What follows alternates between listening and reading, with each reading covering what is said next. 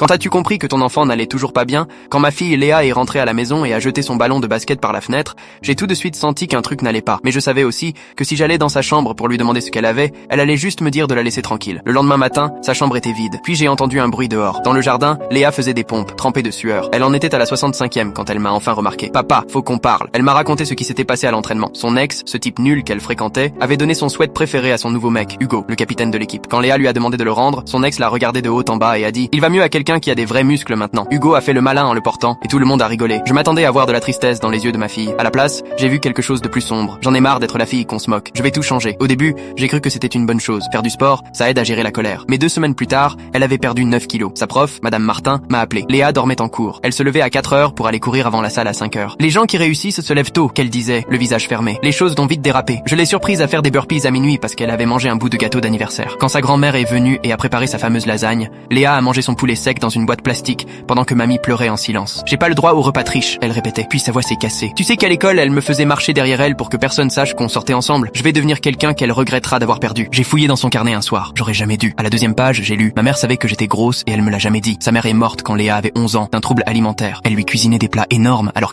elle se privait en secret. C'est Léa qui l'a trouvée effondrée dans la cuisine. Ses derniers mots, tu es parfaite comme tu es, mon amour. Et maintenant, ma fille croyait que c'était un mensonge. Ce soir-là, je lui ai parlé d'une psy que m'avait conseillé une amie. Non, papa, je te déteste. Mais elle n'a pas crié. Elle a juste hoché la tête, calmement. Pendant des semaines, elle y est allée sans broncher. Le docteur Lucas disait qu'elle faisait des progrès. Elle recommençait même à petit déjeuner avec moi parfois. J'y ai cru. Jusqu'à 6 mois plus tard. Les flics m'ont appelé à 5 heures du matin. Ils l'avaient retrouvée dans le lac de Bellevue.